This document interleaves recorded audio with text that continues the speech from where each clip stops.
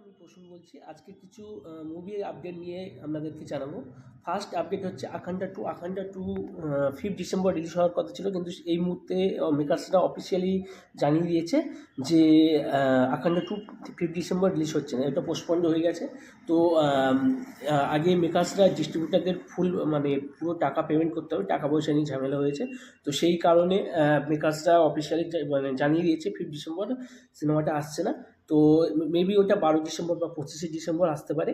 আর দেখা যাক। আর এছাড়াও তেলুগু অডিয়েন্সের যেখানে যে ক্রেজ ছিল আখান্ডা 1 নিয়ে, সেটা আখান্ডা 2 কে নিয়ে সেই হিসাবে উন্মাদনা নেই এখন পর্যন্ত। এবং যে অ্যাডভান্স বুকিং হচ্ছে তারও মানে রেসপন্স খুব খারাপ। তো সেই হিসেবে দেখা যাক, অফিসিয়ালি জানিয়ে দিয়েছে 5 ডিসেম্বর কতটা আসছে না, সেটা হয়তো 25শে ডিসেম্বর বা 12 ডিসেম্বর আসতে পারে। তো ভিডিওর পরবর্তী আপডেট হচ্ছে ইয়াসকে নিয়ে। ইয়াস এবং যিনি টক্সিকের ডিরেক্টর, নামটা আমি ভুলে যাচ্ছি, গীতু মোহন দাস মেবি। তো হ্যাঁ, তারা মানে যে আপডেটটা উঠে আসছে যে কেজিএফের যিনি মিউজিক ডিরেক্টর রবি বসু, তিনিও নাকি টক্সিকের মিউজিক করবে। তো দেখা যাক কী হয়, ঠিক আছে।